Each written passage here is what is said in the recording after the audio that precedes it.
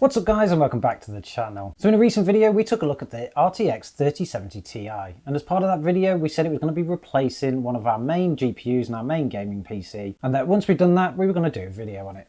This is that card that we replaced, so let's talk about it.